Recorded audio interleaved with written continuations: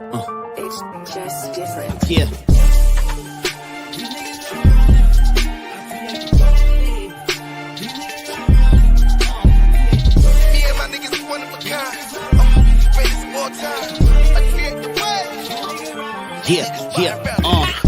Fuck it, I'm stuck in my ways.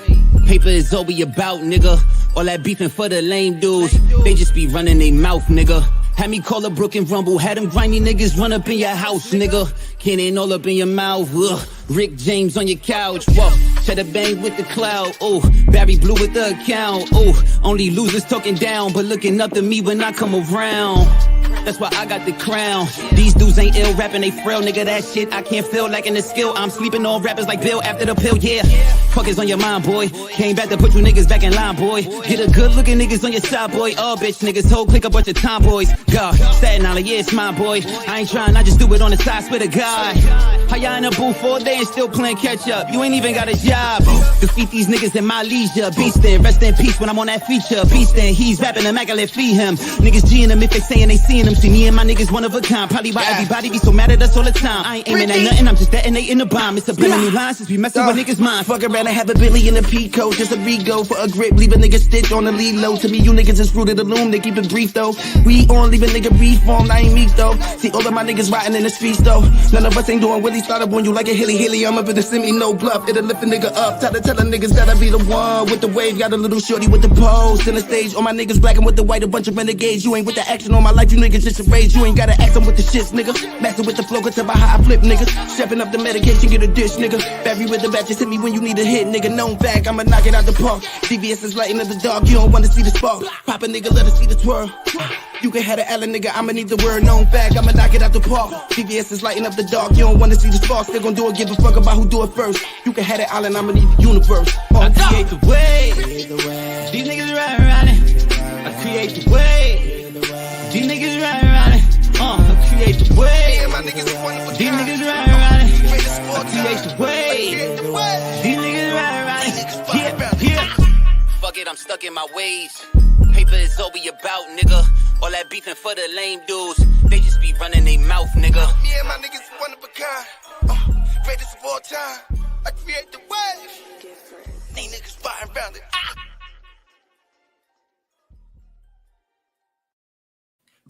Boom shakalaka. You already know the vibes. It's Friday. Who run the city? Tea time, Big Fan Breezy. Yeah, really rock on any block. Shout out to my guy JJ Jackson. First one in the comments already. We see you, Brody. Appreciate you. Like, share, comment. You already know. Help us share too, JJ. Yeah, word. So what's good, bro? Like, let's start this up, man. Cause I'm out at 9. Yeah, I mean, so man, we got an hour and a half. Listen, let's get to the hibachi. Listen, man, when I looked and I seen the truth about who the Knicks are, I said, yo, I can't wait. Y'all did us dirty, and y'all could have had Dr. J, and y'all rejected it. And hold on, let me slow it down. When I came here last time on maybe 2 episodes ago, I said if the ABA championships played the NBA Knicks, the ABA Nets championship team play the NBA championship team Knicks, who will win. I found out in the book that I read, quoted, we won by 2 because of a buzzer beater, because they did exhibitions. And I'm just saying the game actually happened where the ABA played the NBA. Let me cut you off right here, right? Because we won that game. I'll cut you. I proved my point. We could have won, and we did win. No, you didn't, because if you know anything, right? When did this game happen? When did this game happen? First of all, I think 1976. I think October 8th. Let me check the date for you. That ain't even the same. That wasn't even the same team. That's not the NBA champion Knicks. Hold on. Let me check the date. That's not the same team. Let me check the date.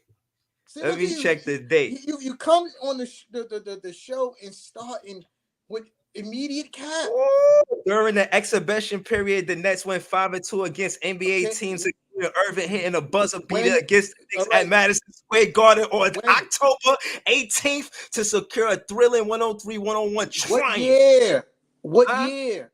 You skipping over the most important part, because the question you propose, the ABA champion Nets, when that won, The 70 Nets compiled the that won 15-9 record 76. post NBA squads in the preseason played the Nets up on the 77.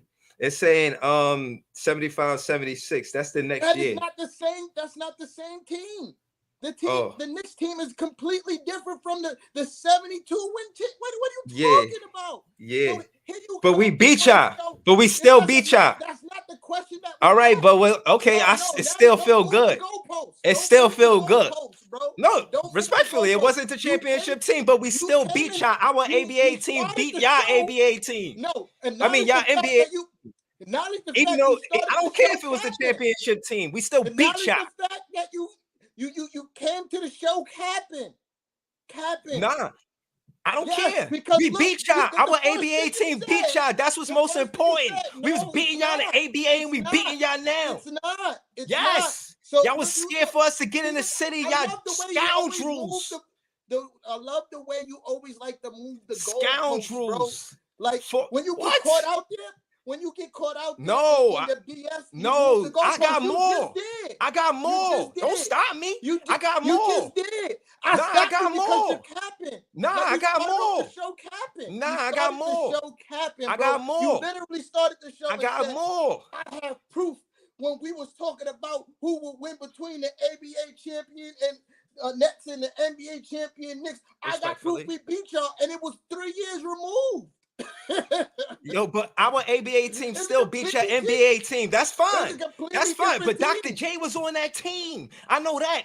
And what else I know is when it come down to the Knicks and how dirty they was, dirty, rotten scoundrels, we tried to give y'all Dr. J to just erase the debt that y'all put on us for just wanting to play in the territory y'all took them and sold us. And then y'all rejected the trade, rejected Dr. J. Y'all didn't want him to be a Knick just to go against us. Because y'all was scared then, like y'all scared now, man. Y'all was scared then and y'all scared now, man. Scared of what?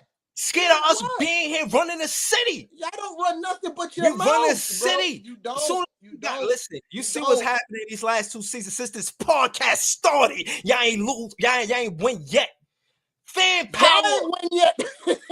Fan power, man. What you talking about? Straight fan power. The only thing y'all run is disappointment. Y'all run the realm of disappointment. Yo, Jack City said those don't count. Hold on, what he said?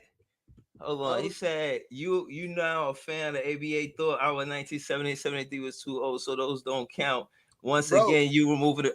I never said they don't count. You're not gonna find footage where you said those don't count. The only things that I said about the only thing that I said about that, JJ, was y'all won before the 3-point line was invented. That's what I said. And y'all won a cup, not a trophy. I never said it didn't count. A championship is a championship. You got to competitively win that. So respectfully.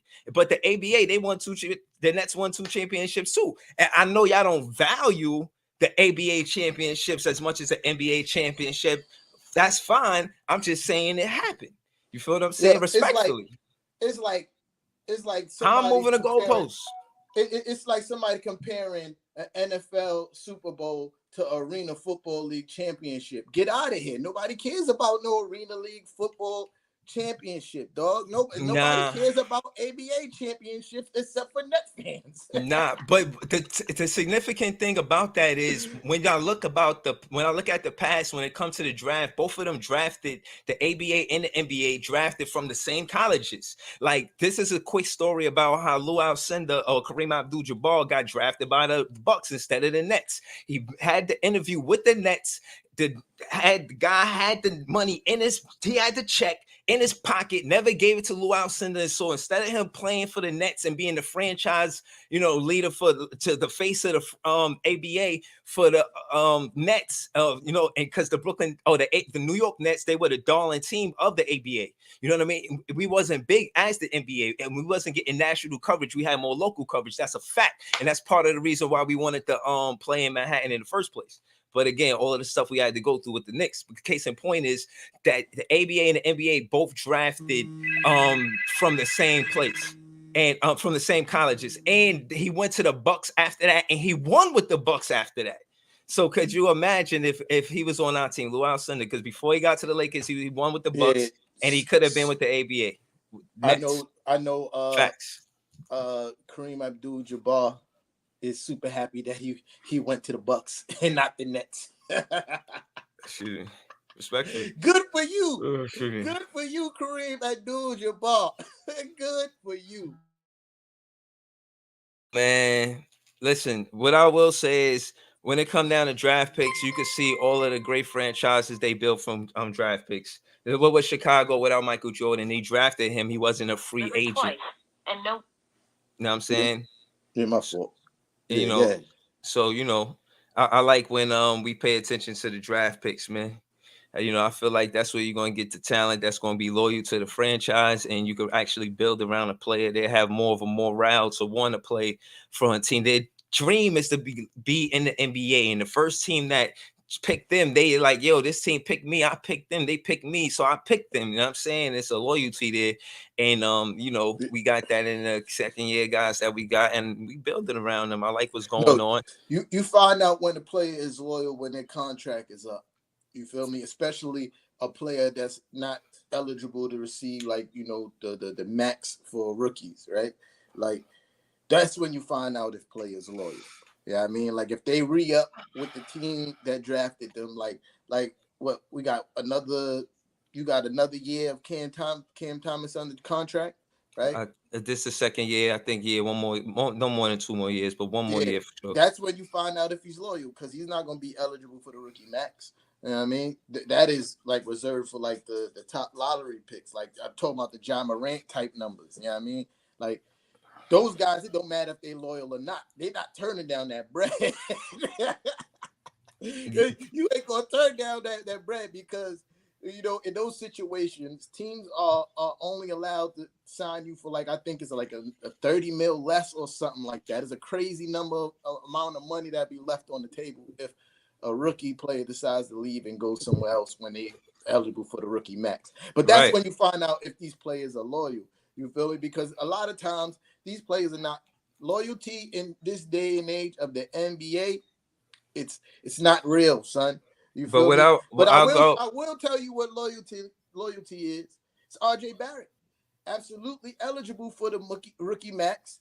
Didn't get it from the Knicks, but signed anyway. That's loyalty. And signed an incentive-based contract. His contract is barely $100 million without the incentives.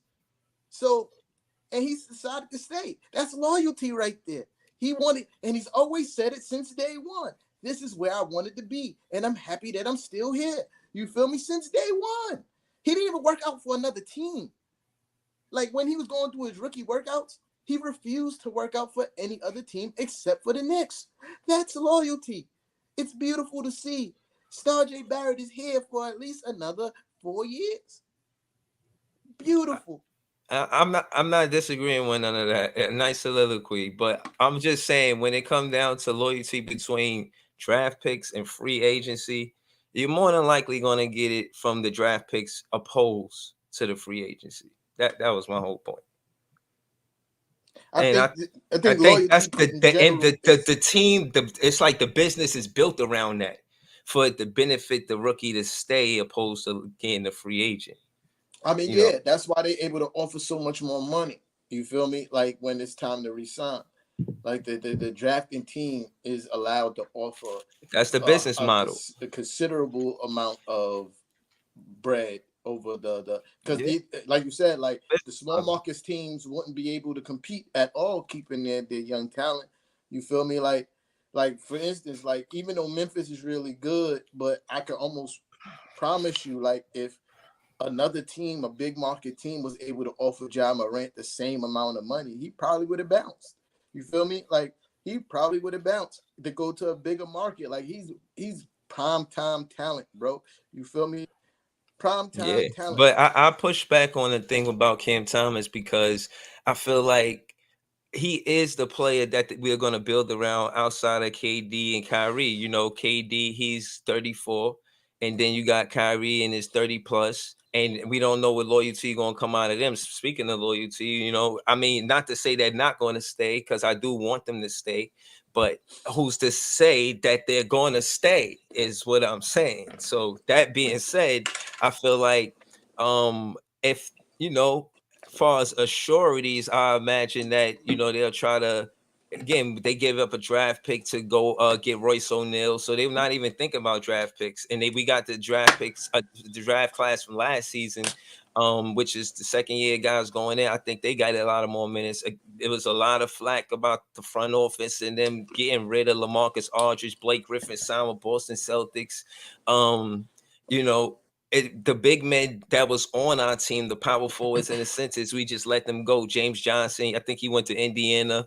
I don't think LaMarcus Aldridge got picked up, but case in point is it left Brooklyn Nets with Day'Ron Sharpe and Nick Claxton, both draft picks for the Brooklyn Nets. I think they put a lot of confidence behind both of these players, and we're going to see them get a lot of minutes going forward.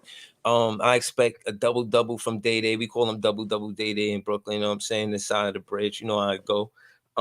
Nick Clax, I think he gets a lot more minutes. He got a lot of rhetoric about, rightfully so, about getting in the gym. And I seen him hit the gym. I seen him, hit the weights. I seen him putting in the work necessary for him to be taken serious going forward as the Brooklyn Nets starting center, because that's the direction it look like they going in. And it look like Day'Ron Sharpe is going to be the backup with help of Ben Simmons and a KD, and a Marquise Morris for that matter. You know what I'm saying? So, yeah, I like what's going on. I seen some media day. You seen some media day? I checked some shit out. You know what I'm saying? I definitely didn't watch no Knicks shit. You know what I'm saying? I had better things to do with my life. Yeah. You know what I mean? You know what I'm saying? I didn't watch no. You thought I was talking about watching next media day? Why would I do that? Nah, I'm just letting you know. I didn't see none of that. You know what I'm saying? So I could watch all those guys get up there and cap like everything is all peaches and cream now. After the abysmal. Nah, we kept it real. That they had. We kept it real. KD, Kyrie, Patty Mills kept it real. Trust me when I tell you, man, media day was good for the Brooklyn Nets. It was a win. Shout out to Kevin Durant. His birthday was the other day. You know what I'm saying? I don't want to get distracted by this Knicks fan. Happy birthday, Kevin Durant. You know what I'm saying? Happy belated birthday. You know what I'm saying? Go ahead, man. Talk about all the cap they was talking about on media day, man. I know they was capping. You know what I'm saying? I didn't say they was capping. I said they want to act like everything is peaches and cream. I think there's some truth behind some of the things that they saying, but they gonna say what they have to say to make it look like everything all good. If any peaches we get, it's gonna be from Madison Square Garden, first and foremost. Second off, all peaches of them kept it real. Garden, Playboy, but okay. They kept it real. I listened to the interviews with Patty Mills, and he wasn't trying to say things as peaches and cream. He was like, yo, we understand what we doing. And he explained what it is as far as his role. And, he was like breaking it down. And it was nice to see the players have their own narrative, because the media was saying a lot about the Brooklyn Nets. You know what I'm saying? I don't really care what Patty Mills got to say, because Patty Mills didn't ask for a trade. Nah, but I could see him showing leadership in the locker room. You know what I'm saying? And, we've been getting a lot of that because of KD asking for the trade, and they're asking where the leadership coming from. And I'm saying it's coming from more than one place. It's not just coming from KD. It's coming from Patty Mills. It's coming from Marquise Morris. You know what I mean? He had a funny-ass comparison to what happened with the team in the offseason. I forget exactly what he said. He said something like, quote. Hell yeah. Like when him and his girl breaking up. And then right. That's not the same.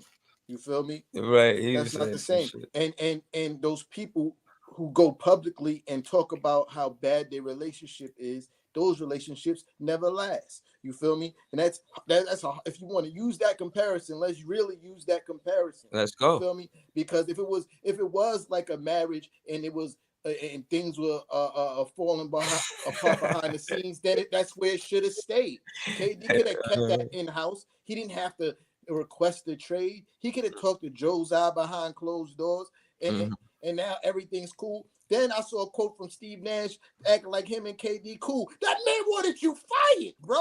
How you're not cool? He said it's either me or you. I've known him for a long time. So what? He wanted you out of here, bro. He tried to take food out of your family's mouth. Nah, that can't happen. And again, what I will say with Nash is, never watch a man pockets, but I think it's interesting to say that all the coaches that get paid in his neighborhood, because he's top 3 right now. Wait, Nash is top 3 paid coaches?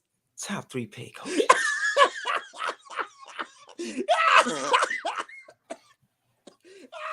Yo, no, I did not know that. That is wild. That is wild. You done? You finished or you done?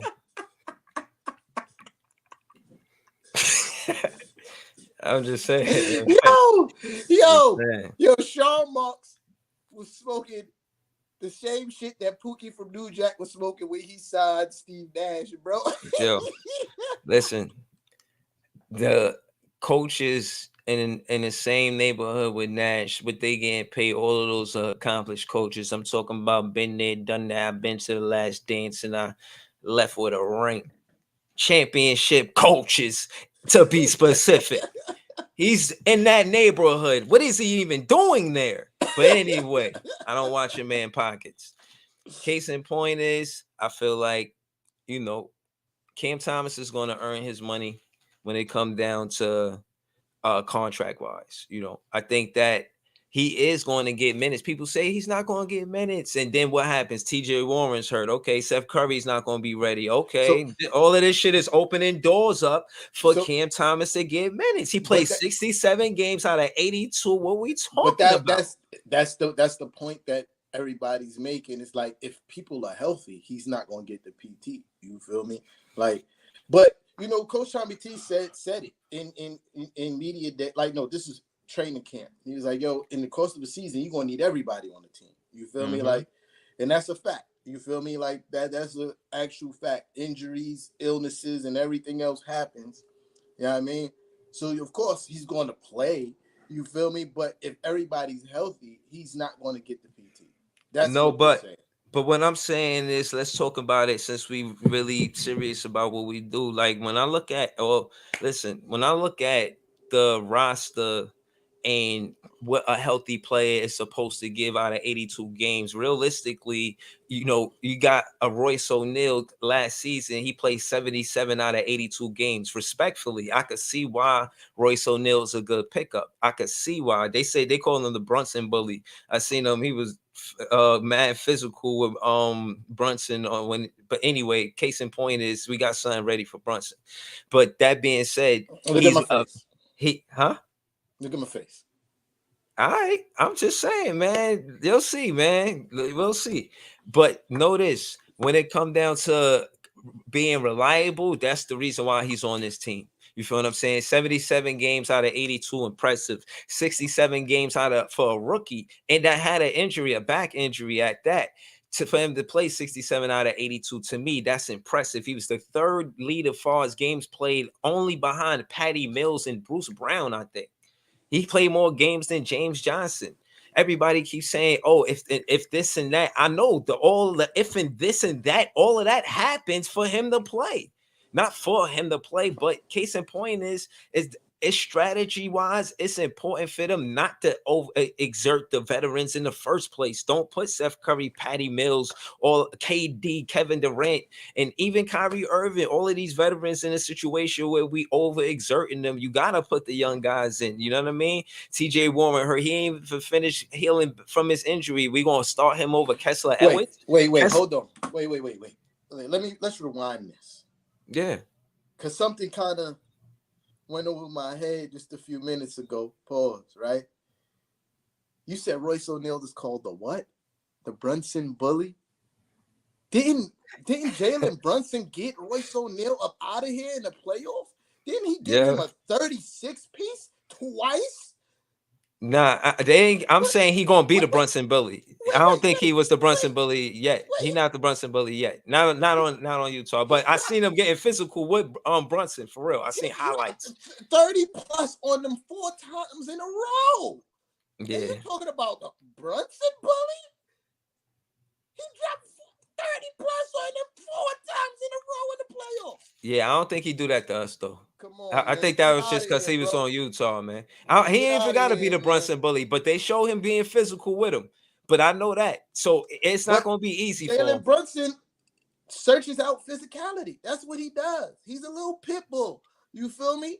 Okay. He's a little pit bull. So that ain't going to bother him. That's what he do. Obviously, it don't bother him if he dropped 30 plus 4 times in a row in the playoffs. Okay. And got Royce O'Neal up out of here. So you see, I mean, does he? So, but what else though? You feel me? That's what he did in the West Coast. He's a point guard that has more playoff experience in his career than the Knicks do in his career in that span of time. You know what I mean? So I'm just saying, like, how does that fit? Like, that's not is it necessarily his true. team? Is it French Fry Fournier team? Is it Fournier team? That's not necessarily true because I'm saying, who team is it? Is it his team because of that? Because what he did in the West Coast? Because he's not going to do that in the East Coast. He's not going to do it to us.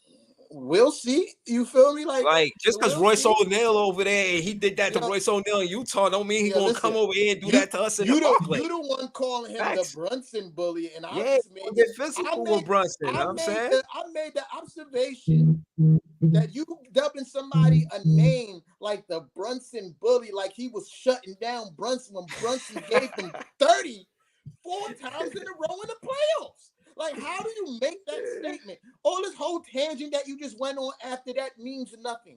You made a statement giving somebody a nickname, the Brunson bully, like he was shutting down Jalen Brunson. I ain't say he shut him down, but I seen him getting physical with him. That's what I seen.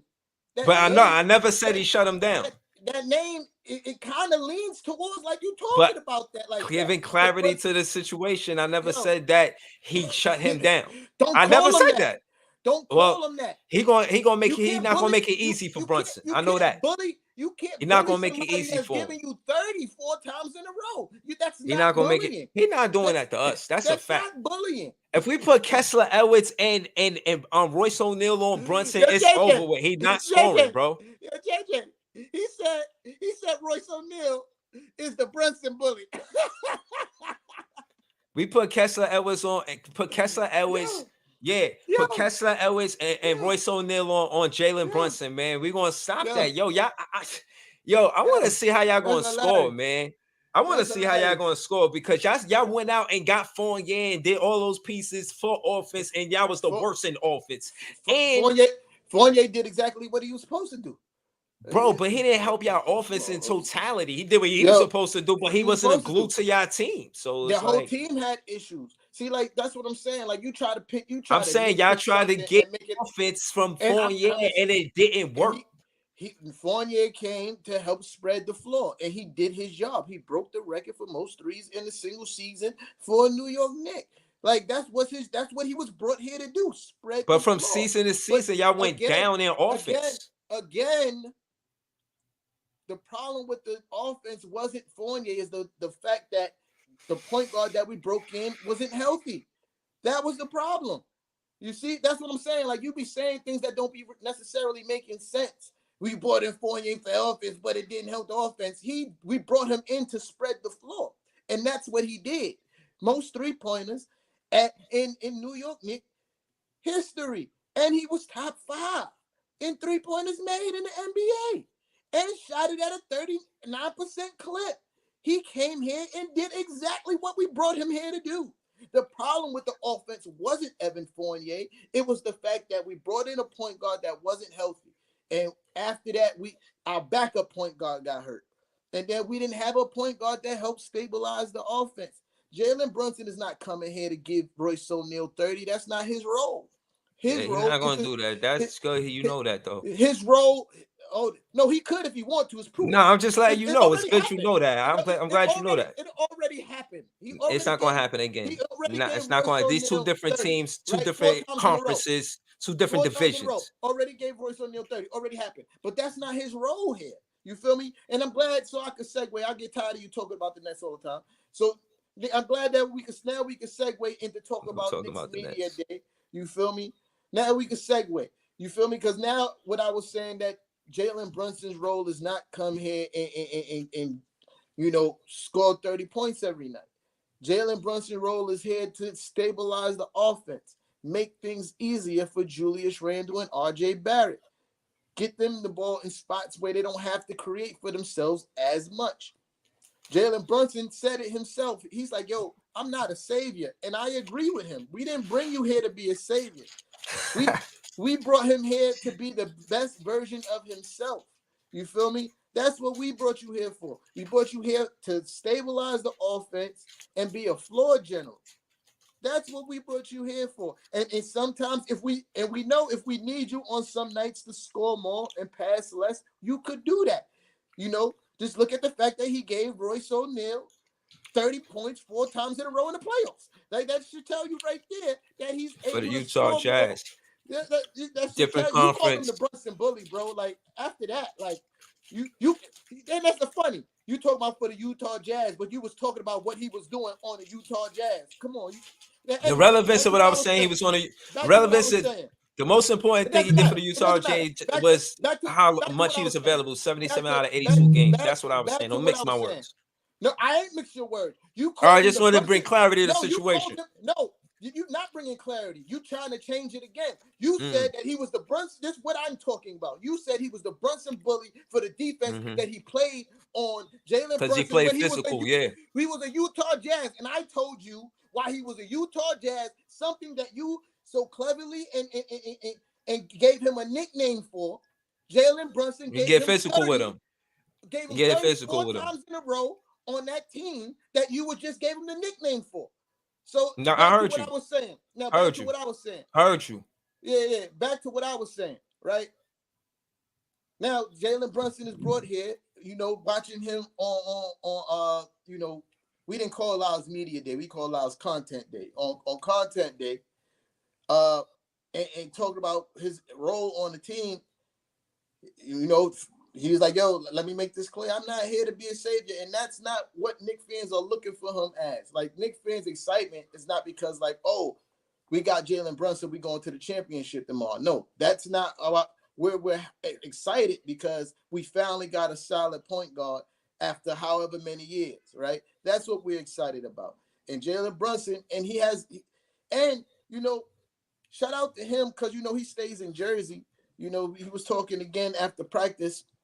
He in the off season, he's from Jersey, so he goes home in the off season. And once he got traded, he was like, "Yeah, yo, I was just pulling up." But he gave him 30 though. Like, so you talking about hacking? So you hyped that he was hacking and still caught 30, right? Yeah. Right? Like, what are you talking about? Like, he still gave him 30 though, and an exit. Like, yo, Jay, he gave him 30 in the exit. So yeah. So that's what I'm talking about, right? So boom, right? Nepotism. He was the best available point guard in the offseason. See what I'm saying? Y'all be here just saying anything. It don't have to talk about his pops on the team. His pops is on the team. But what a coincidence. But he was still the best available point guard in free agency. Is that not a fact? Yes, it is. You Jay funny as hell for that shit. He's the best available point guard in free agency, and that's undeniable. That's not even that's undeniable that Jalen Brunson was the best available point guard in free agency, and we got him. So yeah, back to what I was saying, right? Oh man. Jalen Brunson, he stays in Jersey in the off season. You know what I mean? And once he got the trade, you know what I mean? Boy was like, yo, I heard guys was in the gym. I heard guys was in the gym. So I pulled up, so we could start getting that camaraderie going. And we talk about two months before training camp. You know what I mean? That guys is in the gym together putting in work all off season. You feel me? And that's fire. That's fire. So fire, y'all not gonna make the division look bad and miss the playoffs? Yo, he said he's not better than Spider, but he got Spider out of there. Like, what are you talking about? He's the same guy that bumped Spider from the playoffs. Gave Spider and Royce O'Neal 36 twice back-to-back in the playoffs. Don't make the division look bad, man. Y'all made the division look bad, man. Y'all the only ones that missed the playoffs, man. Don't do that. You made the division look bad. You was the only team in the playoffs that got swept. We was in the playoff conversation. Y'all was at home. Y'all got swept. Y'all might as well stayed home. You might as well stay home. If you wasn't going to win the game, we still competed. It was still competitive. Still competitive. It was still competitive. It wasn't competitive. A sweep is not competitive. That first game was competitive. They was competing that first game. That's a fact. They was competing that first game. That went down to the last basket. And I could see after and game 2, I could see how we could have won that game with better coaching. If we would have called timeouts and played certain players, I could see all of the intangibles or how we could have won that game. When I break down the highlights, when I look at what happened and go over this whole off season, which is over with now, it's officially like because the season is among us. This shit is very close. Preseason games, I think, started today. I think the Warriors played. Like, oh yeah, bro, yeah. it's happening, man. I saw my guy Taj in a Wizard uniform today. It kind of made me sad, you know. Gibson, you talking about Taj Gibson? You know that's my guy. You know what I mean? You know that's my guy. I saw him in a Wizards uniform today hitting the 3. I was like, oh man. Man, it is what it is, man. Yeah, so now we it's literally right around the corner. I think we play our first preseason game on Tuesday. Mm-hmm. You know what I mean? So yeah, it's right around the corner. I can't wait. Even though it's preseason, I'm amped. You know what I mean? Yeah. But you know, in a whole to summarize, you know, content day. You know what I mean? Because that's the most recent things that's been happening. I like what I'm hearing from my team, man. You know, everybody's focused, man, and that's what's up. You know, most of the reporters was asking the same ass questions. Were you paying attention to, you know, all the trade rumors and your name was coming up and stuff like that? Everybody pretty much the same thing. Like, nah, man, I was in the gym. Like, I was in the gym. I was putting in work. I don't care about that stuff. And it was more of like, it's out of my control. So like, I'm not even paying attention. Whatever happened, I happened. Who said that? RJ Barrett, Mitchell Robinson. Okay. Obi. Okay. Because Cam Thomas said the same thing. You know what I'm saying? I'm just saying. He's thinking like a veteran. You know what I mean? He's thinking like a veteran already. All the guys whose name was mentioned in trade rumors, like, yo, that's out of my control. All I could control is what I could control. And I'm in the gym putting in work. You feel me? RJ Barrett was putting in pain. You feel me? Cam Thomas too. He was in LA. You know what I mean? Putting in that work. You know what I mean? Mitchell Robinson is hilarious though. Like, he's like, yo, they asked him about where he got his contract extension. Where was he? He was like, man, I was on the beach. I was in the water. Like, he said, I got the phone call. He's like, I had to run out of the water to pick up the phone. You know what I mean? And he's saying the right things too. He's like, yo, now I gotta prove them right for giving me all this money. Yeah. Which for the phone? Tell my guy Jay I said, what's up, man? Yo, T-Tom. Yo, you might cut out again. You might cut out. Yeah. Yeah, I mean, my man Mitchell, your mic is still out, bro. My man Mitchell Robinson said something that I love to hear. You feel me? He said he got to prove the Knicks right for showing him loyalty and giving him all his money. You know what I mean? So he already know there's work to be done still. Big Fan Breezy is out of here. You know I mean, he already knows work to be done still. I like to hear that. I like the way all our young guys was talking. You know what I mean? About being hungry and ready to start the season, man. Got a healthy Derrick Rose. Derrick Rose lost wild weight. You know what I mean? Said he's 100% healthy. Here come Big Fan Breezy back. Jay. Yeah. So, yeah. You back. Yeah. Disappearing, Fan Breezy. That's funny. Yeah. So, yeah, nah. I was just saying. Man. Shut up, Jay. Nah. So, yo, I'm listening. You was talking about Mitch Robinson before I left. I fixed the mic. Yeah, I said, All right, thanks. He was saying, I love to hear it. You know what I mean? Not getting the bag and just thinking it's over. Wanting to prove the organization right for showing him loyalty and giving him the bread. You feel me? And a draft pick. Yeah. Okay. Yeah. He was talking about his free agent process. I think it was a no-brainer for him. Like, I don't think he wanted to go anywhere else. I mean, same thing with RJ Barrett. It was no-brainers for those guys to be back Knicks. I mean, RJ Barrett pretty much the same thing. I was contract extension. I wasn't even thinking about that. Like, you feel me? And he's like, RJ Barrett words was this: I trust the front office. I knew they was gonna do the right thing. You know what I mean?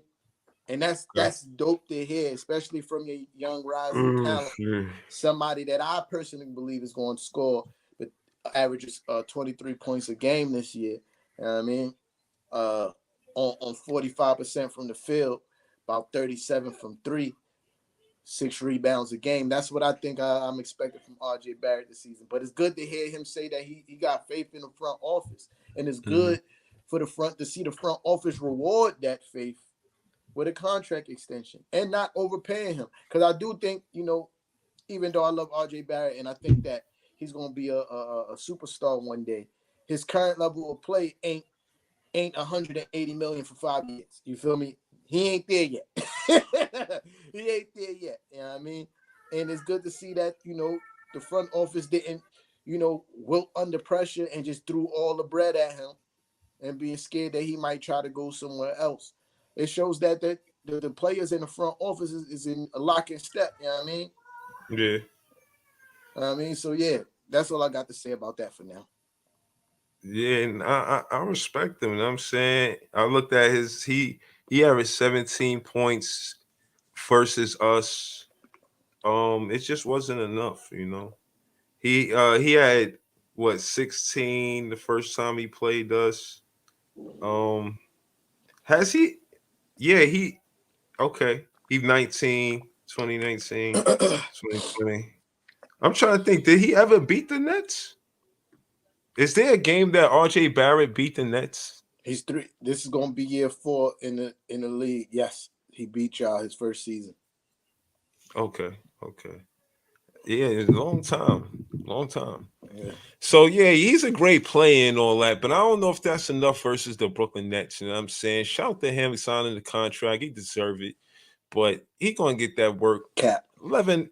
11/9, November 9th, the elephant in the room. I can't wait to see this mother effing game. Samuel L. Jackson voice. This shit is coming pretty soon. I'm going to be there. Last season, I got to be honest, we showed y'all love and we let y'all go on these games and we was like cool with it. And I'm still cool with it, but we need y'all support. We need y'all love. We just doing this out of our own pocket. Keep it real with you.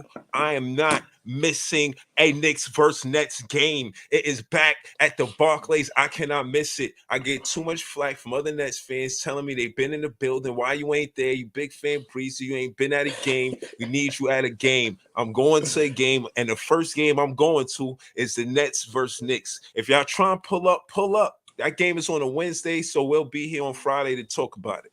So, yeah, man, I'm ready for it, man. Because, like I said, when that ball go up in the air, those 7 games we won, that's in the past.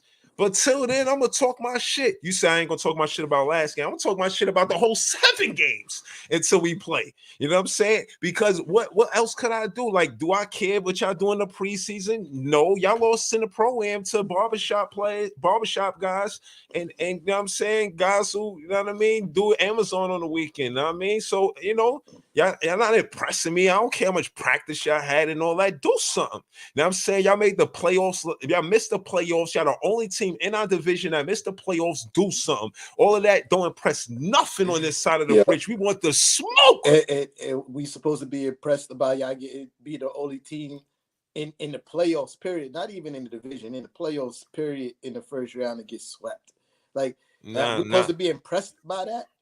We supposed to be impressed. No, we got something to prove. We know we got something to prove, though. We ain't walking around entitled. You know what I'm saying? We know we got something to prove. We supposed to be impressed by a team where, your star players, like, was pretty much saying they don't want to be there. We supposed to be impressed by that. We supposed to be impressed by your star player going into the boss's office and telling the boss to fire the coach. Like, we supposed to be. They worked that out. This is Brooklyn, man. We worked that out, man. We ironed that out. No problem. I mean, they're gonna say we ironed that out. We worked that out before the season started. They gotta say what they gotta say for those cameras, man. But man, I know. They got it off their chest before the season started, man. Dash mine was like, yo, he really tried to pack me up. He really tried to pack me up, bro. Yeah. Yeah, I told y'all I wanted Kevin Durant to do that because it put him on a hot seat. He's the third highest paid coach. You gotta coach. These coaches in your neighborhood are accomplished Yo, coaches. You can't just be sitting at this table and these and, guys are doing this and then and they sitting at this table. And the other guys like, yo, why are you even sitting at that table? He should be at but you that know what's table. hilarious? So deserve this that seat that you got, Steve. What's up? I think they had that Yeah, talk.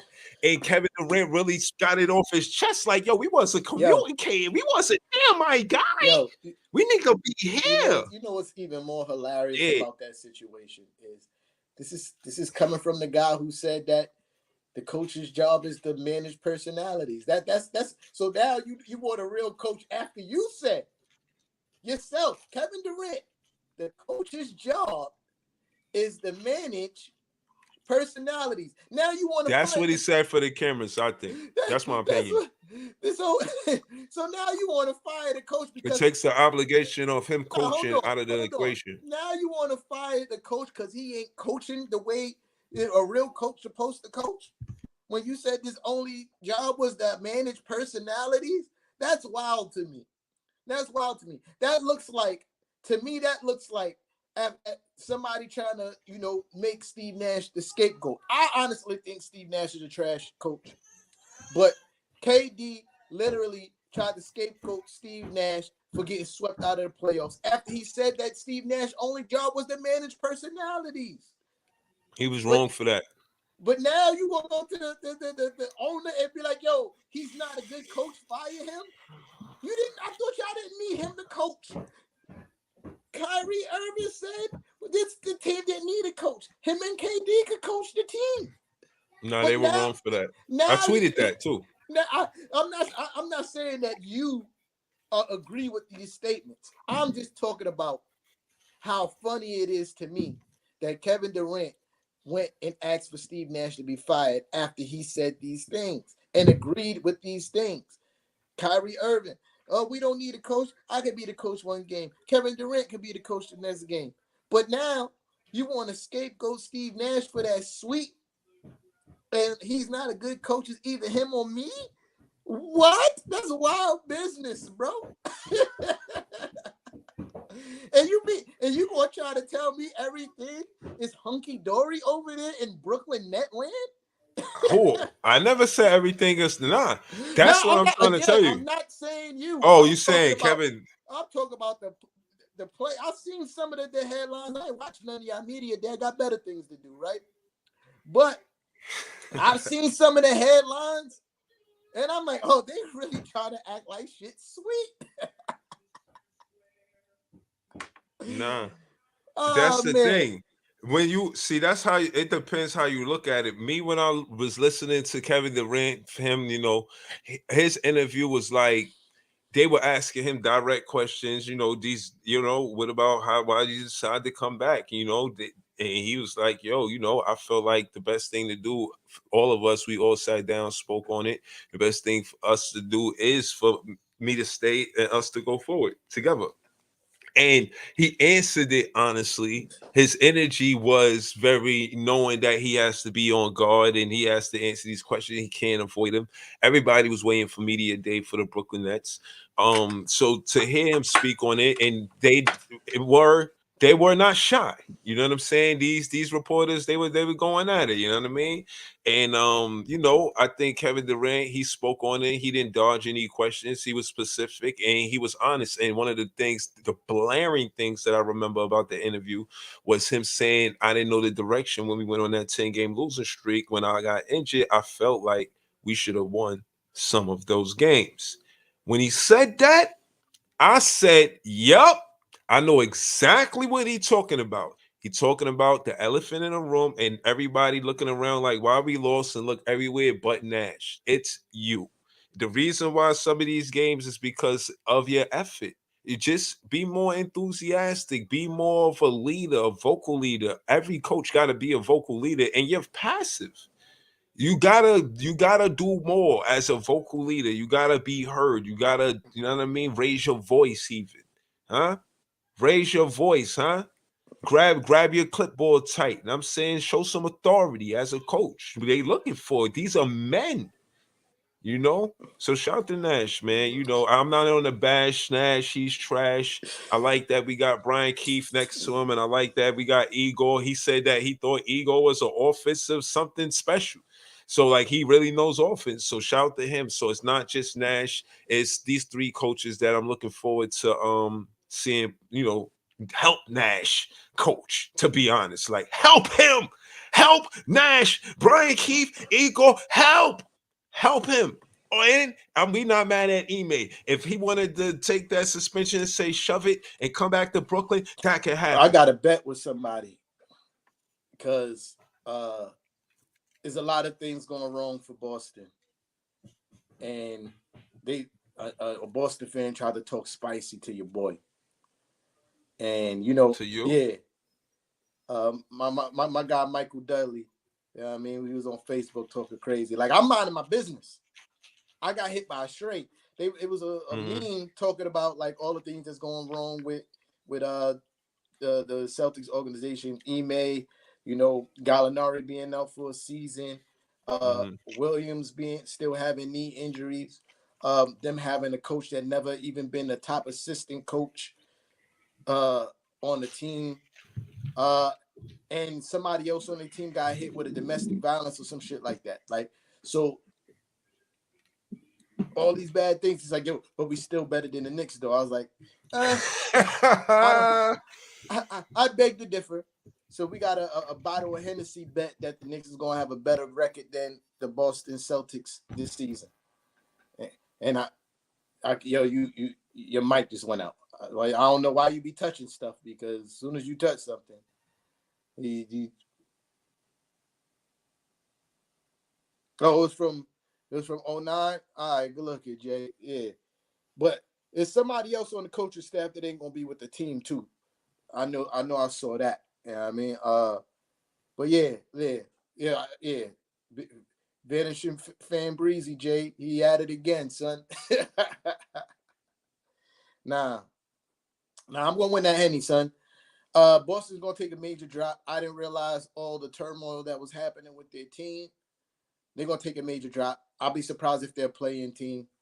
I know Jason Tatum and Jaylen Brown are special talents, but I don't see where they're gonna get their direction from. I didn't know that their coach.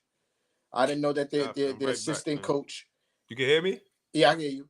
I didn't know that the Boston Celtics assistant coach ain't never been even a top assistant coach in the NBA. Like he ain't never been like the 1, 2, or 3 guy on the bench when it comes to coaching.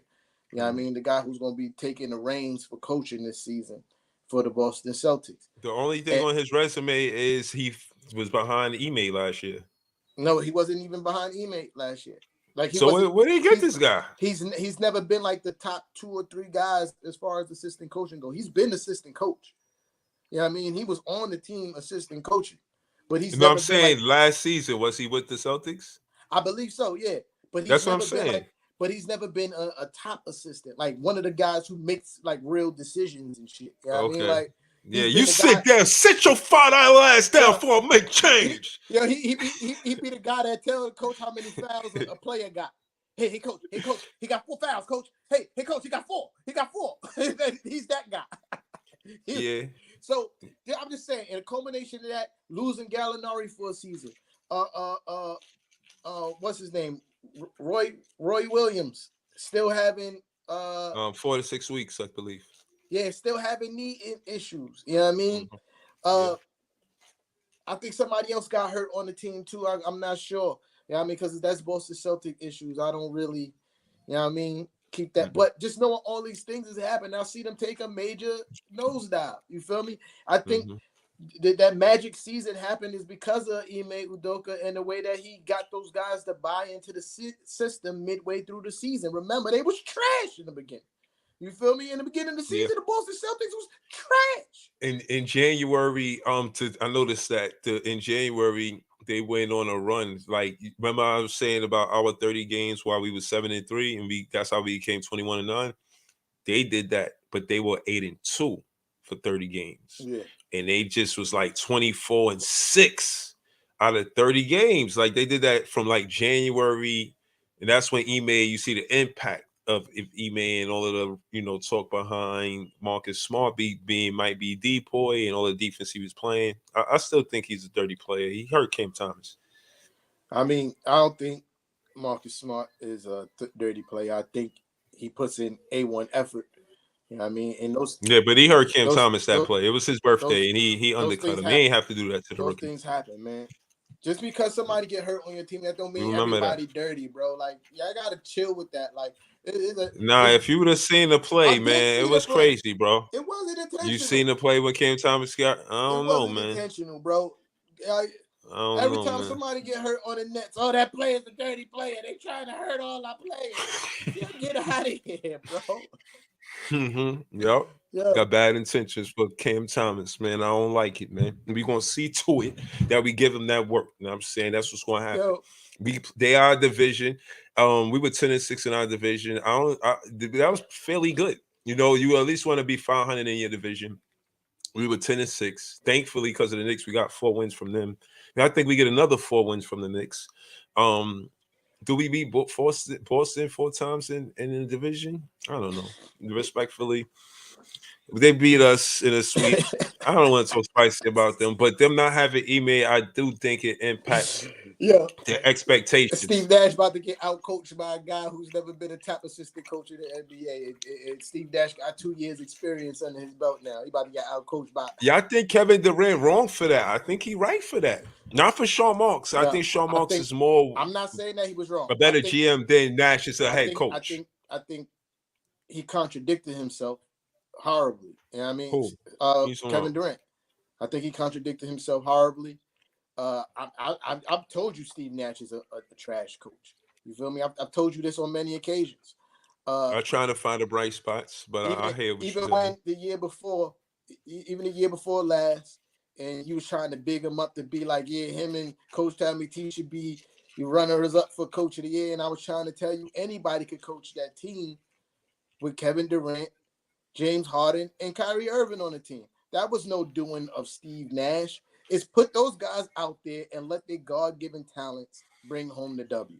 You feel me? Mm-hmm. So I'm not saying that Kevin Durant is wrong for wanting Steve Nash fired. I think it was trash the way he went about it, and he contradicted himself.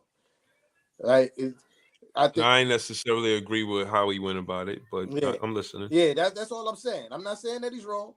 I'm saying that you contradict yourself because, according to you, all Steve Nash has to do is make everyone happy, keep smiling faces on players. He don't have to make no real decisions in the game because that's his job, is managing personalities.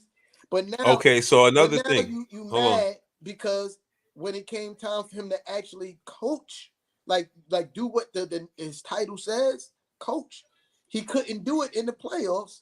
And now you tight, y'all got swept, and you using him as a scapegoat.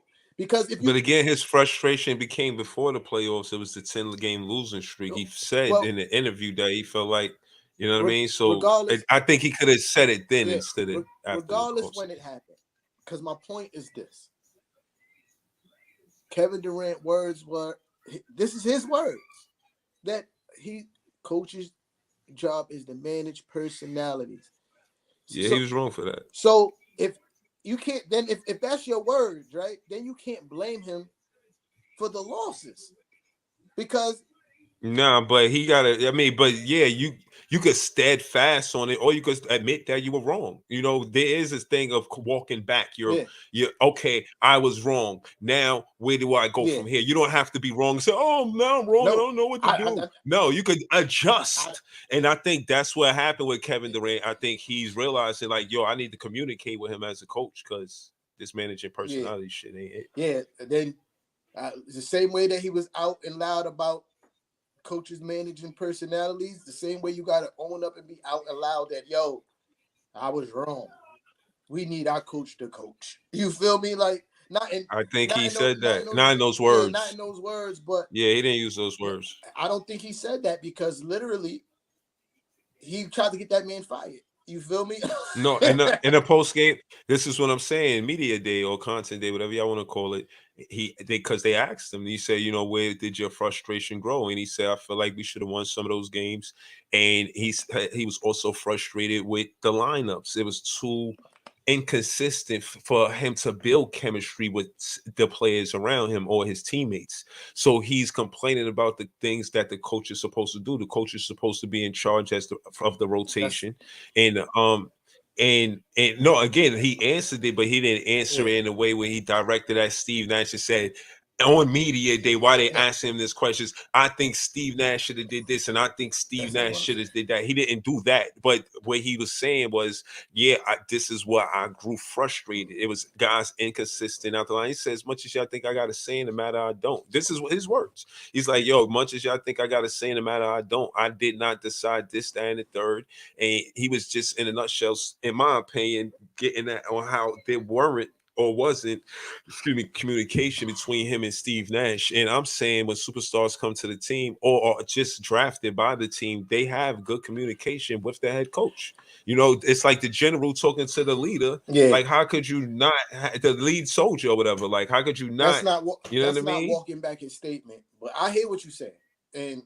But that's not walking back his statement. You feel me? He didn't walk back his statement. He complained about Nash. Yeah, and that's my point, bro. You feel me? Like, why you looking to him for all these things? If the only thing he's supposed to do is manage personalities. But we can go back and forth about that all day. I don't care enough, right? That's y'all problems. That's the beef between your star player and your coach. Yo, what Ho said? That the team got beef between the coach and the point. This put the ring in jeopardy indefinitely on Black Republican. That's what Hov said. Well, I'll paraphrase the change post with coach. You feel me? But yeah, like that. Y'all need a point. Yeah, I'm glad y'all got a point because y'all was getting smoked for not having one. Bro. And yo, see BJ Samuel right there. I got into it with him earlier. I got into with him earlier because I said I seen T-Tom smile after a Nets win. I don't need to see it again.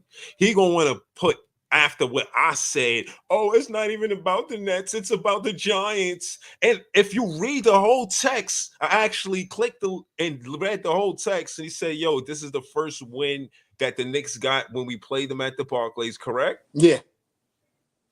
And I've seen yada yada yada yada yada. So I'm getting it into with him, and he don't even know what he's talking about, and it's on his page. That's why I said we smoked y'all boots. We had more wins at home than y'all did, and ever since you created that page, I don't be doing nothing but smoking shit, man. So stop playing with me. Don't ever try to make it seem like I don't know what I'm talking about when I read the whole text and you didn't on your page. I mean, you think it's about the Giants because you don't want to talk about the Knicks because we smoke y'all. Every time you see me, you go dumb. Yo, listen, bro. Even a broke watch is right twice a day. You feel me? Even a broke watch is right twice a day. So don't get hyped because you was finally right about something. You be wrong a lot. You be wrong a lot. You know what I mean? Even a broke watch is right twice a day. You feel me? So let's cut it out. No broke watch, man. I'll be cooking hibachi time, man. Stop playing. Right? You know what I mean? The very first Knicks versus Net game in the Clays, I was there. It was a glorious evening. I was in the lounge section. Yeah, I mean, you know, because y'all do got a nice little setup over there with the food and the 40-40 in the back. You like that? Yeah, I had a server, pretty girl. Yeah, I mean, pretty girl. I was flirting with her. I had on my Knicks paraphernalia. She said she was a Net fan. Still got the digits. Duce was flowing bountifully, and I was in there yelling and handing out FUs. You feel me? Handing out FUs to all the Net fans as we won the very first time y'all ever played the Knicks in y'all home arena. It's hilarious. And you know what's even more funny about this? This comes after, you know, y'all came to the Garden. Y'all caught a W there. A W there. Yeah. And this is even more fun. This is what makes it even more funny. After that, Jay-Z gets on his Twitter, which he barely ever tweets. And then he gonna put the city's under new management. So what we do?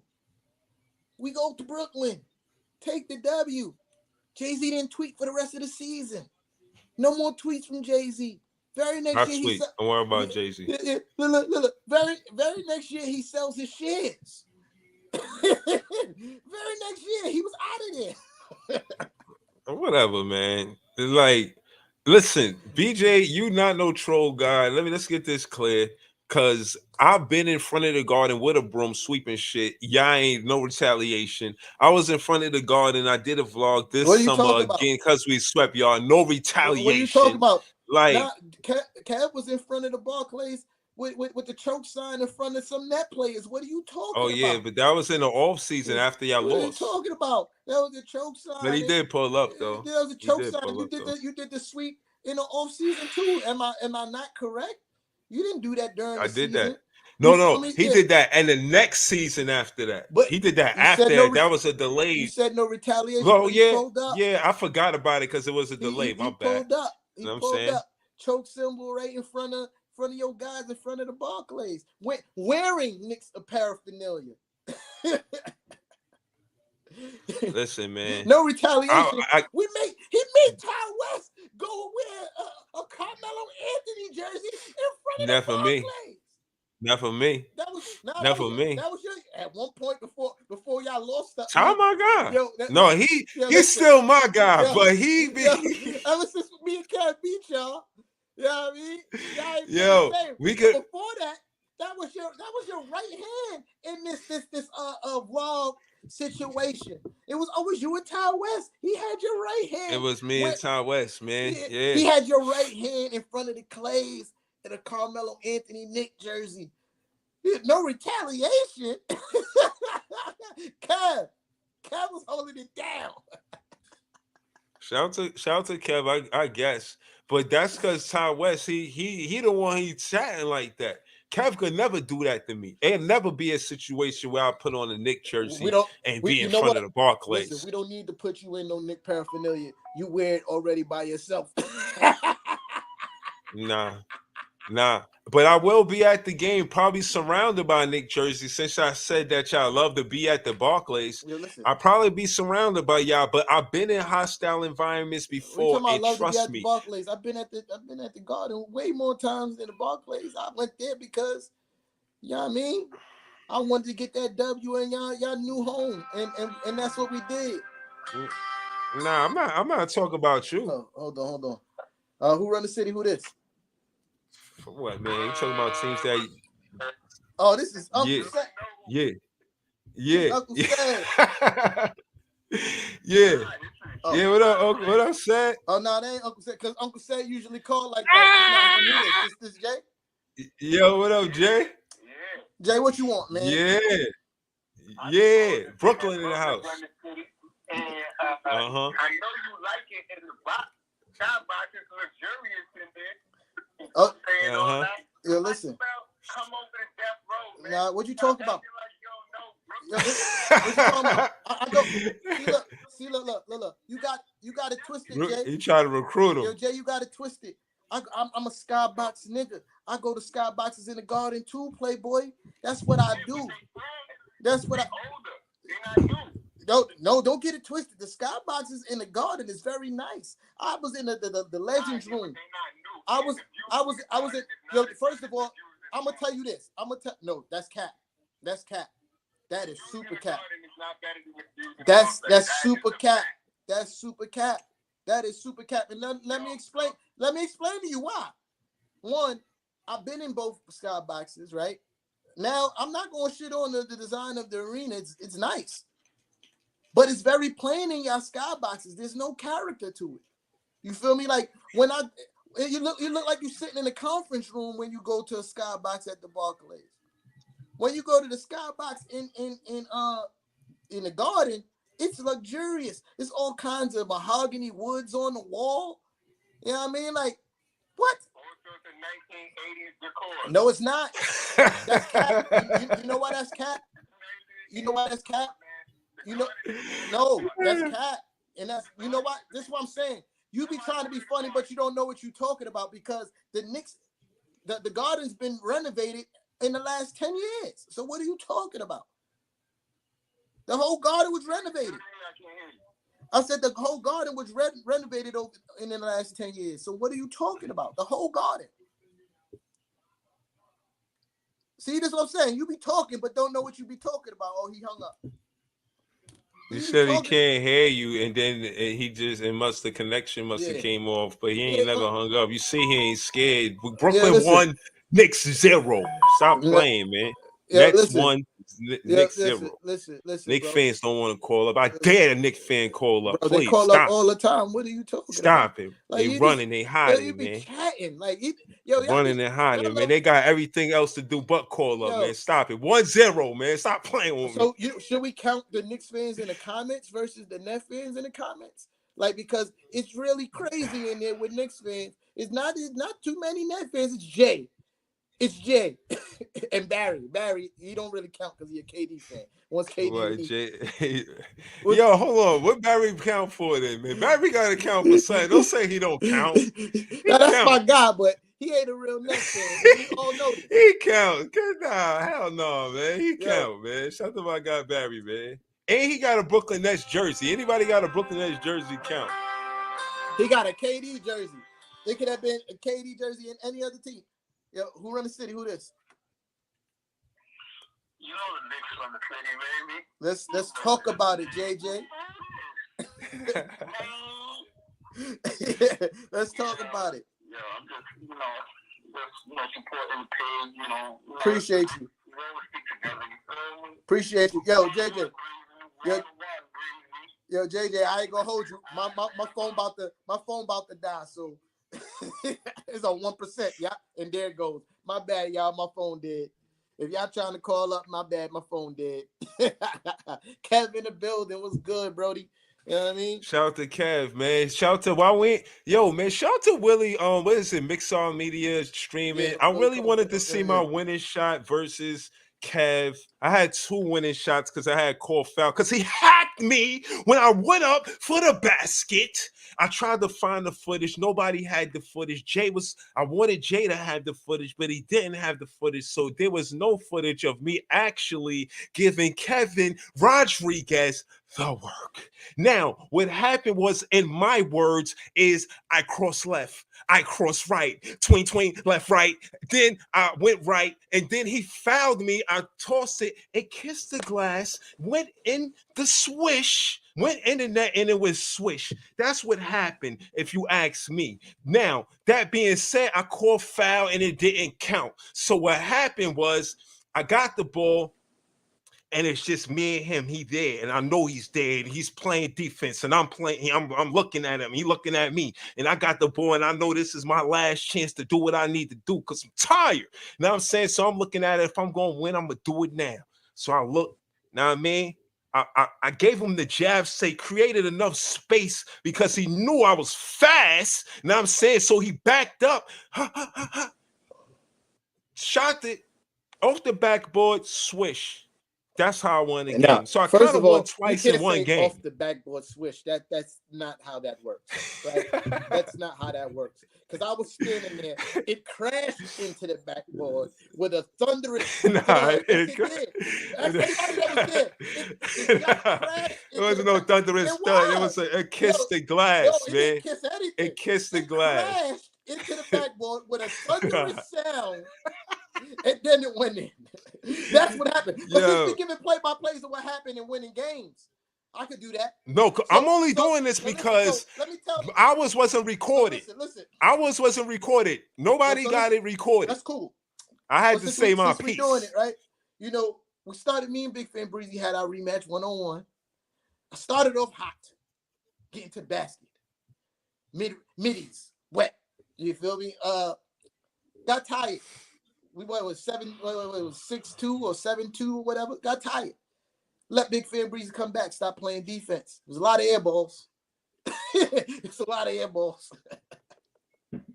Then let him climb all the way back from down 7-2 to point game. What, 8? No, excuse me. Point game 7. 8. No, point game 8. Yes. Point game 8. Game was 11.8. Point game 8. Hit him with a beautiful step back midi. That was swish. You feel me? That was swish. The step back midi, swish. Then came back. I was about to hit him with a hezzy, you know what I mean? But my legs was tired. I ain't gonna lie to you. So I had to find the strength, the energy. Ready for the Hezzy. He wasn't ready for it. Yeah, so I had to find the energy. I want my and then I rematch, man. pulled up, called game, called it, whap.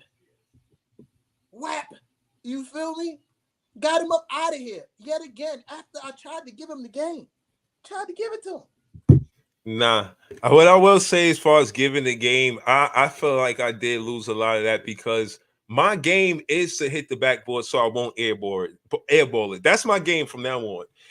A backboard shot is better than missing the whole thing at all. You know what I'm saying? So I got a better chance of winning any basketball game if I hit the backboard opposed to the airball. That's my fault, Kev. My mindset. My fault, Kev. My phone is dead, bro. My phone is dead.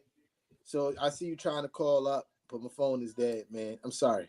How I'm ducking smoke. You know what I mean? My phone is dead. Yeah. Nah. Yeah, that's crazy. Yeah. I would say call my phone. I got 1%. But your backboard shots is ugly. Like it's like you throw the ball at the backboard. It's not like you're shooting the ball at the backboard. It crashes with a thunderous sound, bro. Like we always talking I about did what I was supposed to do. I beat you and Kev once, and the next game I'm going to win that 1-on-1. Both of them. No, you're not.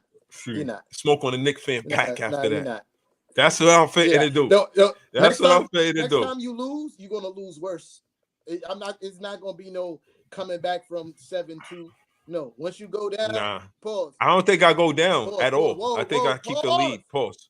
Yeah, pause.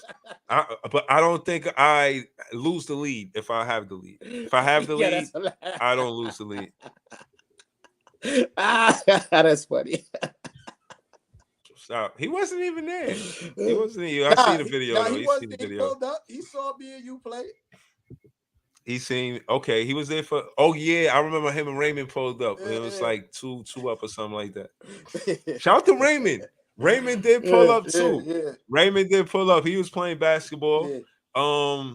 And we got to get more footage too next time because there were more games. There was a game where you, I think, Barry and Fuki and Barry or something like that. We got footage of that game. Yeah, but we didn't review. I kind of wanted to. I got that. I won that game too. Yeah. We could have reviewed that too. You know what I'm saying? I wanted to review the to all of the games too. You know what I mean? Like I don't care. You know what I mean? Because it's the off season, ain't no basketball happening. But I'll probably do it on my page. All I'm saying is, listen, man. I'm out here not trying to take no losses. I did what I said I was gonna do. I said I was gonna leave the park. And I did that. You know what I mean?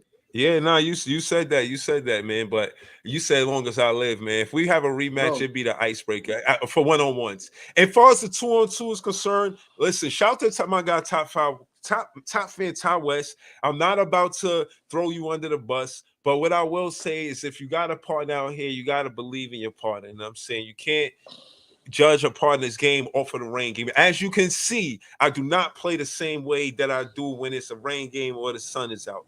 That's all I'm saying. When they come down to the next game, I'm waiting for it. Nobody is playing. I'm waiting for it. I don't shout to BJ. He said that was the first time he played basketball in a long time. That was good to see. Shout to Kaepernick Williams. Shout to let him know Angelo Blue pulled up. Shout to Jimmy J. Boy, he pulled up. You know, these men are busy, man. You know, these guys got lives. They, doing what adults do, living their lives, and they decided to pull up. You know what I mean? Could have been anywhere in the world. You was with us, man. We appreciate you. And man, let's do it again, man. I don't think we have another barbecue this year. Next year, we definitely got a next one. But basketball, I don't know. We working on it. I gotta get some things in motion, pause.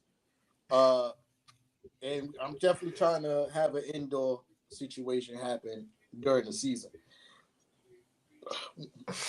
When exactly, I'm not sure.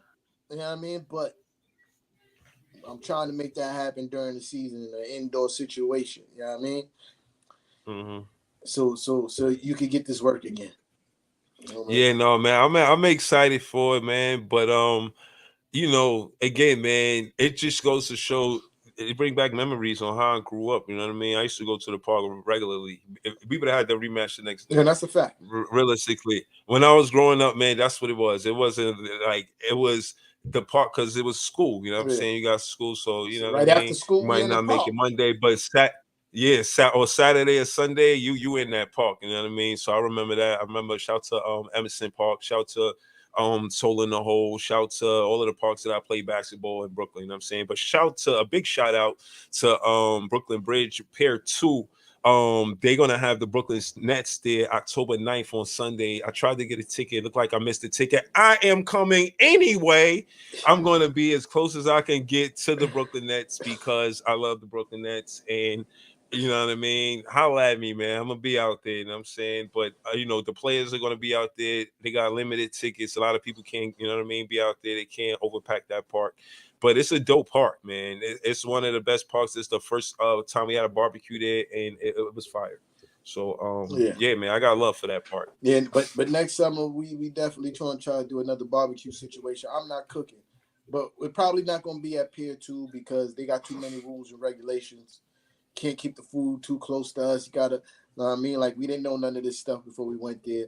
Definitely gonna be at a park where we can kind of control more of the atmosphere and where the food is at, how close we are to the food, and things and stuff that nature. And I'm not cooking next time, so I'm hiring somebody. Yeah, and I'm gonna be honest with you. And I'm saying this off experience, me as a ball player, or somebody that's going to play basketball. I'm not eating chicken. And shout to Tea Time because the chicken was marvelous. Thank you. But the truth is, the truth is that you don't want to eat chicken. Stuff down 3 pieces of chicken. Then chug some water down. Then play a grueling game of basketball because trust me, this was a well fought win that I mentioned with Kev. He wasn't a scrub. He actually played this game, made it tough. It was close. I had him down. Pause. I had him. It's like it was like 10-5, and he had 2 2-pointers, and they made it 10-9. And it was really close. I think it was 0.10 and I scored, or it was point or something like that. It was really close. So shout out to him. It was a good game, but I got work for Kev and Tea Time. I don't care who I play first. They work that out, Listen, man. and we gonna get to it. Listen, man. Soon, hopefully. All I'm saying is this, right? I said what I said already.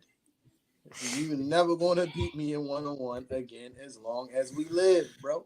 Like it's never gonna happen. I can't wait, man. It's not gonna happen, I can't bro. wait. I'm serious about that. This is anticipation. But again, not to put this all about, shout to respective teams. And I just want to say this again. Shout to the Brooklyn Nets. I think it's really dope that they really going to Pier 2 and playing basketball for the fans to take pictures and get to know them. Kids will grow up loving this said player because they took a picture with them. Keep it at home, put it on their wall, blow it up, and make it a, put it in a picture frame or whatever. And you know what I mean? I like the fact that they're gonna be out there. I think that shows, community. Like you part of the community. You showing us love. You know what I'm saying? You're not looking at us just as ticket buyers. You know what I'm saying? You actually got love for the fans. And yeah, I'm all the way with that. You know what I'm saying? So that's what's up. Yeah, we about to dip up out here. We about to shake the set. But I just want to say this, man. I was talking about Media Day. I forgot the most important thing for me on Media Day is the words. Y'all apologize to Monk Jackson? Words for what? The words of my guy, R.J. Barrett. Y'all apologize to Jason Kidd. The words of my guy, Rowan Alexander Barrett Jr. At pretty much the end of his, Media Day interview, he's like, "Yo, I think we're gonna shock the world this season," and that's what I've been saying. We're gonna shock the world this season. Like everybody got us barely being the playing team or not making the playing. I got us 6 seed or better. You feel me? Like so. Yeah, that's shocking the world. When they're not even having you in the play-in, you feel me? So this season, again, going off of what the ESPN said before about the 2% chance and vaccine. Yeah, where everybody, when consensus is outside of Knicks fans is that the Knicks are not going to be a playing team or barely a playing team. So that's what you're hearing. Yeah, so passing that, you feel me? Like Okay. when you're getting past that, making the playoffs, making it to the first round, or possibly going further, that is shocking the world. Like same way the year before last, they had us winning 20 games and we end up winning 41. Like that is shocking the world because they had us winning 20 games, and we doubled that, made it to the 4th seed. So with that perspective, what do you think that he means in that perspective? We're gonna be way better than everybody expect us to be, and that's And what what I've been. playing team 7th seed, 8th seed. I That's said what we the going. expectations for the Knicks. They said barely a playing team, like so they don't even. 9th, 10th. Yeah, so they don't like most people barely have us making in the play, right? And I think that's absolutely outrageous. You feel me? I think, like I said, I think we're gonna be a 6th seed. You know what I mean? And surpassing that is shocking the world. Like being better than what they expect us to be is shocking the world. The So y'all, expectation. wow. Wow. The outside of Knicks fans, you know, the expectations aren't very high. You know what I mean? But Knicks fans know because we've seen like most Knicks fans like really watch basketball, like at least Knicks basketball, like really watch it, and they seen these kids. You feel me? They seen these guys play, and if most and a lot of Knicks fans are like me, come to find out, they watch games, the same game over and over, like so like Trying to figure out what happened. yeah, right. So I know the feeling. So they know, and knowing that what we have in our young core, what we have with Jalen Brunson being added to the team, and we know that we lost a lot of games just because we didn't have a point guard, nobody to organize our offense in late game situations. You know what I mean? That's when we lost the game. You even said that yourself, and you barely watched the Knicks. Like because y'all my direct adversaries now. I definitely watched the Knicks and to see where y'all went wrong and went bad, and then rub it in your face. So now, hey yo, bro, you've been wilding. Rub it in. Pour salt on the wound. Yeah, that's better because rub it in Pour too salt still on the sound wound. crazy. Yeah. Pour salt on the wound. So Facts.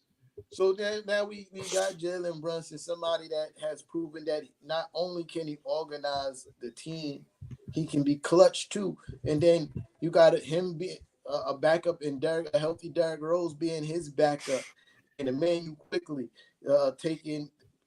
expecting Emmanuel quickly to take another step moving forward because he was talking about becoming more of a two-way player. And that was like one of the biggest things he was talking about in his media day was like, he kept on repeating the same thing over and over. He's like, yo, just becoming a two-way player, being able to impact the game on the defensive end. Like, and that's what his main focus is. It's like, we already know he can get buckets. Now he's focusing on being able to defend guys. Like, and that's what the team's mind state is. Obi was even talking about, putting in the work and being a better defender and being able to guard not only guys at his position, but being able to guard guards as well on the perimeter. Like being able to switch onto guards and be able to hold his own. You know what I mean? So we looking at all these things because the age of our team is we got the youngest team in the NBA by overall age. If not the youngest, like top 3, right? Okay. We got 4 people on our team over 25 years old. 4 out of 4, maybe 5. 5 out of, let's say 5, just to be on the safe side. 5 out of 15 players are over 25 years old. Okay. And you could take away one because you could really take away one because one guy's 26. Like, right? Like, that's not really that old. So, you know what I mean? So I hear you. You got to account for, development. Like, guys is going to get better. Like, they're not going to stay the same players they were last year. They're going to develop and get better, and they're going to get better as a unit. You know what I mean? Camaraderie. Yeah. Chemistry.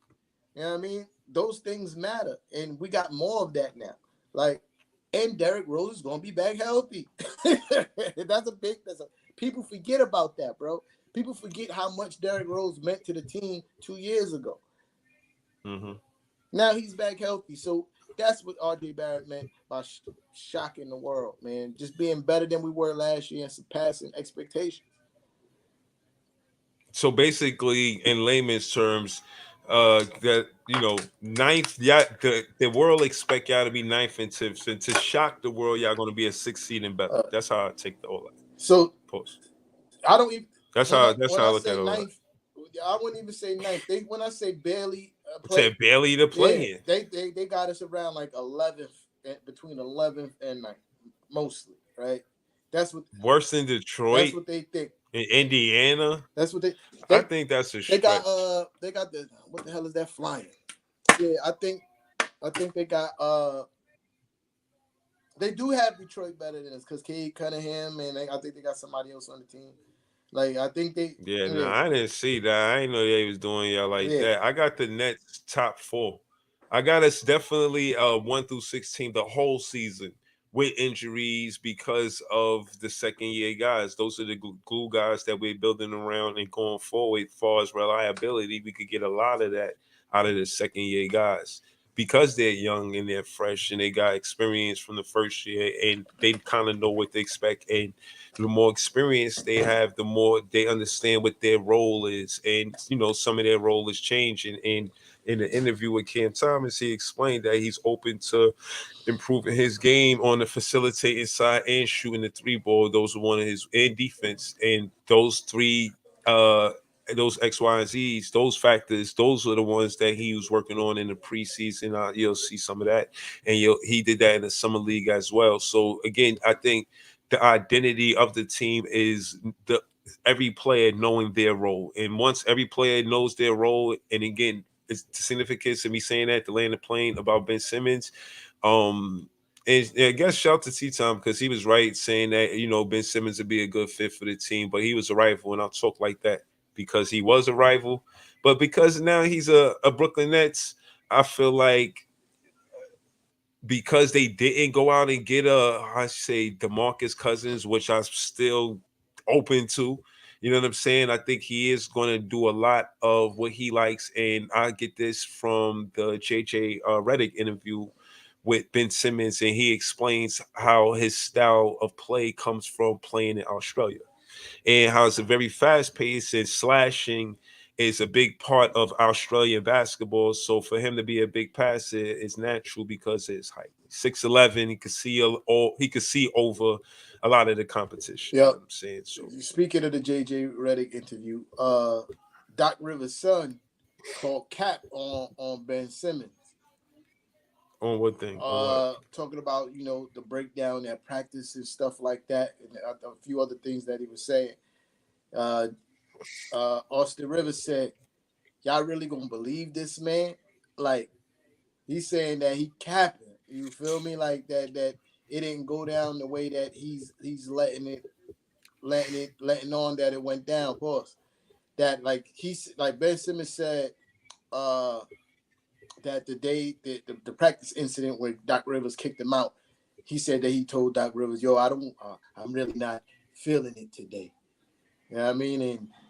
And Doc Rivers just threw him in anyway. First play, he threw him in. And I don't give a fuck. Yeah. Get in there. No, yeah. I mean, Austin. I don't know what happened, man. That was Philly. Austin wasn't there. He wasn't on the team. He was in the other side of the country. But anyway. Yeah, I mean, I'm pretty sure his pops told him what really happened. You know what I mean, from his perspective. And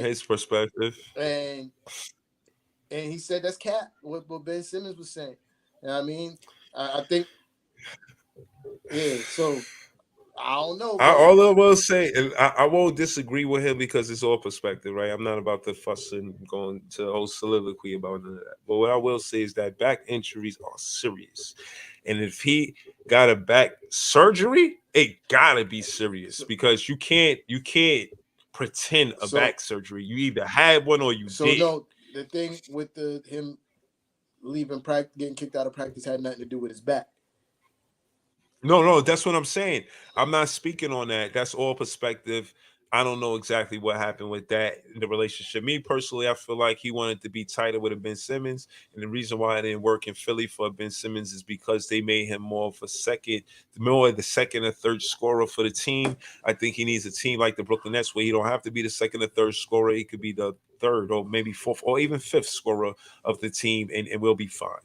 And that's it. You know what I mean? But I'm not disagreeing with that whole thing. I just feel like with his back injury and him getting surgery in the offseason, it kind of make me feel like it was real what happened with his back. The back and forth between him and the team, with him and Joel and Doc, So, I ain't got nothing to say about that. I agree and disagree a little bit because, you know, most people won't opt for back surgery if it's avoidable, right?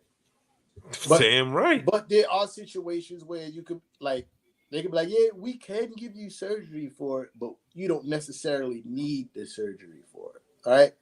Like, so there's situations like that. And I'm not trying to say that he's in a situation. I'm just playing devil's advocate here. You know what I mean? Like, yeah, see. You stirring the pot. To make yourself more believable, you could be like, yeah, I think I'm gonna take this back surgery. I mean, like I set out a playoff game. You feel me?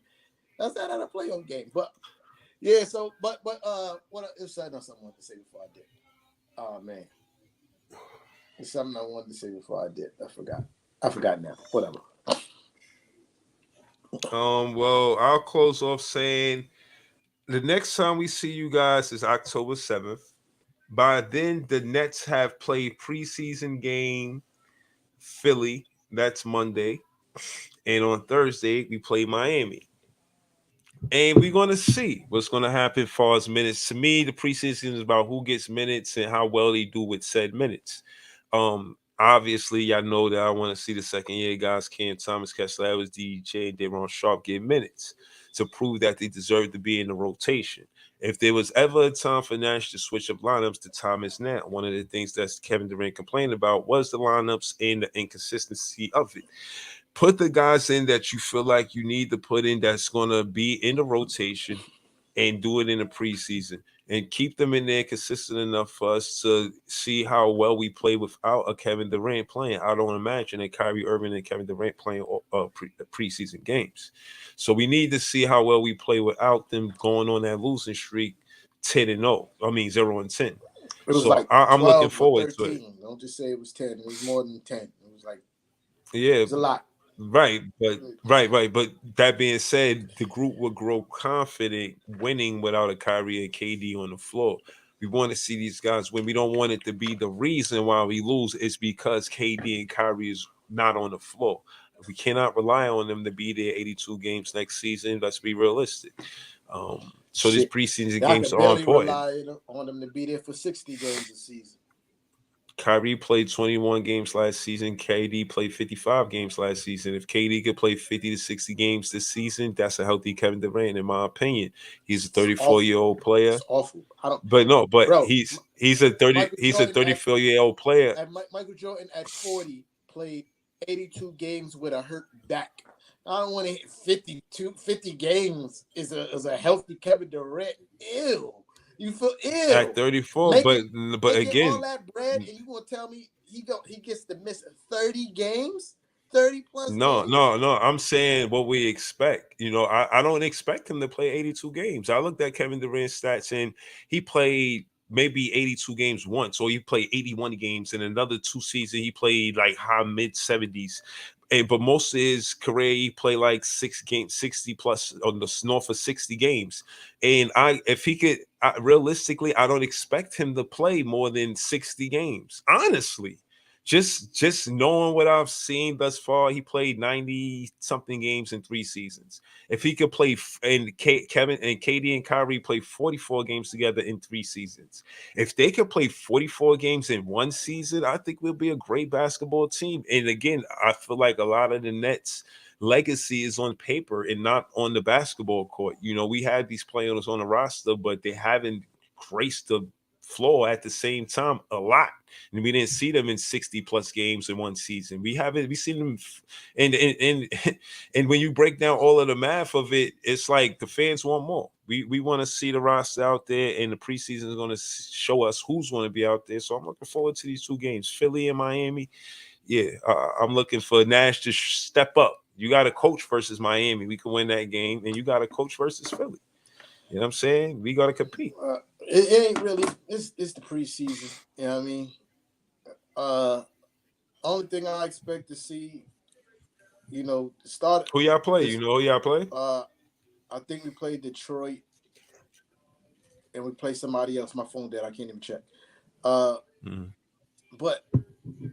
starters gonna get some minutes, but it's preseason. I don't expect them to play more than a quarter. You know what I mean?